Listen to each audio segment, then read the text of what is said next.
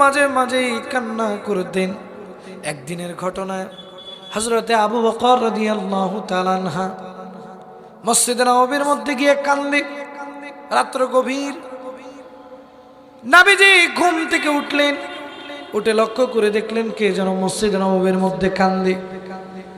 আমার নবীজি বাসা থেকে বের হলেন, বাসা থেকে বের হয়ে মসজিদে নববীর মধ্যে গেলেন। যাওয়ার পরে দেখলেন হযরতে আবু বকর ছোট মানুষের মতো কান্দে। আমার নবীজিকে দেখার পরে কেন যেন ফিক পেরে পেরে কান্দে। নবীজি আবু বকরকে ডাকলেন, ডাক দিয়ে বললেন, ওরে আবু বকর, এত রাত, গভীর রাত, তোমার তো ঘুমানোর কথা রে আবু বকর, তুমি কেন কান্দো? আবু বকর ডাক দিয়ে বললেন, নগো নবীজি, আমি তো ঘুমাইতেই যাব, তখনই আমার মনে পড়ে গেল ওই কঠিন কবরের আযাবের কথা। একটাবার চিন্তা করে দেখেন, যেই সাহাবী জান্নাতের সার্টিফিকেট পাইল দুনিয়াতে, কোথায়? দুনিয়াতে।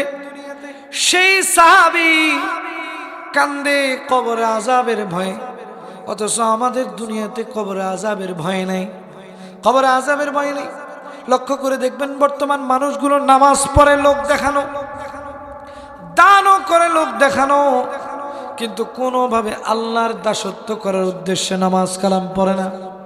আল্লাহ তো বলেছেন ফাদখুলি ফি ইবাদি, সূরাতুল ফজরের আয়াত বলেছেন ফাদখুলি ফি ইবাদি ওয়াদখুলি জান্নাতি, তোমরা আমি আল্লাহর দাসত্ব করো, বিনিময় আমি তোমাদেরকে দিব চিরস্থায়ী জান্নাত। যেই জান্নাতের মধ্যে এত পরিমাণে সুন্দর সুশীতল ফল মূল এবং দুধের নহর, মধুর নহর, আরো অনেক কিছু দেওয়া হবে যেটা আমাদের অনেকের জানা। প্রিয় ভাই আমার, যে কথাটা বলতেছিলাম, কবরে আযাবের ভয়ে কান্দে হযরতে আবু বকর, হযরতে ওমর, হযরতে আলী, সমস্ত সাহাবীরা কবরের ভয়ে কেঁদেছেন। কবরে দাউ দাউ করে আগুন জ্বলবে,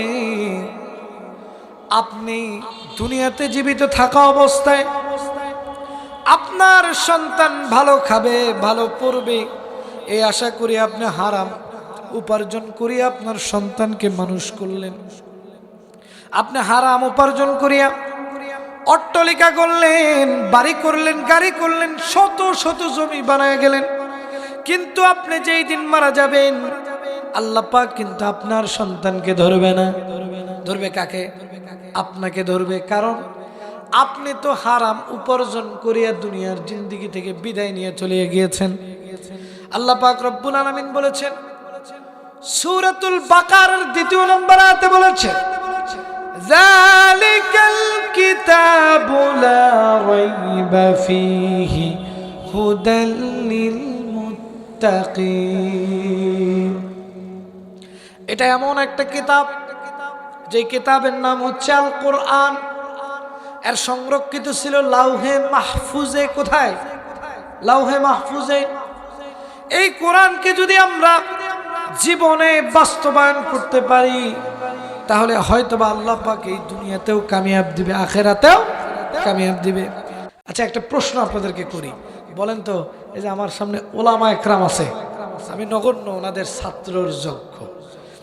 প্রিয় ভাই, এই যে ওলামা একরাম যে রয়েছে, অনেকে এখন বর্তমান দেখবেন ছেলে পেলেকে মাদ্রাসায় পড়াইতে চায় না, বলে কি হবে না হবে বলা তো যায় না, ভাত পাবে কি না পাবে, এরকম একটা চিন্তা করে কি করে না? বলেন, করে কি করে না? এরকম কিন্তু চিন্তা করে। কিন্তু আপনি ওলামা একরামদের থেকে জিজ্ঞেস করে দেখবেন রিজেক কাদেরটা বেশি? বলেন তো, কাদের বেশি? কোরআনের পাখিদের কি রিজেক বেশি? আল্লাহ চাইলে কোরআনের পাখিদেরকে জেলের মধ্যেও সম্মান দান করতে পারে। বলেন ঠিক কিনা? প্রিয় ভাই আমার, আমরা দেখেছি এই যে আজকের যিনি আমাদের প্রধান আলোচক আল্লাহ পাক রব্বুল আলামিন, ওনাকে সবকিছু দিয়েছে আল্লাহ পাকের ইচ্ছায়, কণ্ঠে তাজাল্লি দিয়েছেন। আপনারা আজকে যখন ওনার বয়ান শুনবেন আপনাদের মনে হবে সেই কোরআনের পাখি আল্লামা দেলোয়ার হোসেন সাঈদী রাহিমাহুল্লাহ ওনার মতো করে কথা বলবেন ইনশাআল্লাহ। প্রিয় ভাই আমার, উনি কোরআনের মানে কোরআনকে কায়েম করতে গিয়ে, দুনিয়াতে কোরআনের কথা বলতে গিয়ে কত কিছুর শিকার হয়েছে বলেন তো। আমরা কি এত কিছু শিকার হই? এখন তো জেল জুলুম আর নাই, আলহামদুলিল্লাহ বলেন। এই 5ই আগস্টের পরে তো আর কি নাই, জেল জুলুম নাই। আগে আমরা দেখতাম এই যে মাহফিল আজকে করতেছেন, আহারে এই যে থানা অল্প সামান্য একটু দূরত্ব, এই 5 তারিখের আগে কি পারছেন হয়েছে কখনো? বলে মাহফিলের জন্য গেলে ওই ওসিরে লিখিত কাগজ দেওয়া লাগতো, দেখে কি বলে রে কোরআনের মাহফিল চলবে না। কারণ এখানে কি বলা হয়, ওই যে টেন্ডারবাজি, ঘুষ, দুর্নীতি, এগুলার বিরুদ্ধে কথা বলা হয়, ঠিক কিনা বলে? প্রিয় ভাই আমার, আমাদের এই যে বাংলাদেশে বর্তমান যতগুলো দল আছে, রাজনৈতিক দল, রাজনৈতিক কথা আমি বলবো না, একটা সামান্য একটু বলে যাই। কোন দলের যিনি প্রধান রয়েছে উনি কি নাস্তিক? কোন দলের প্রধান কি নাস্তিক? সমস্ত দলের প্রধান কি ইসলামের আলোয় আলোকিত, মানে মুসলিম। তাহলে যে কোনো দল ক্ষমতায় যাক না কেন, আমরা চাই কি কোরআনের আইন চলুক। এটা অবশ্য অনেকে চায় না, কারণ বিশেষ করে দেখবেন, এটা বললে হয়তো অনেকে রাগ হতে পারে না, বিশেষ করে দেখবেন যারা সরকারি কর্মকর্তা আছে ওনারা চায় না। কারণ আমি লক্ষ্য করেছি অনেক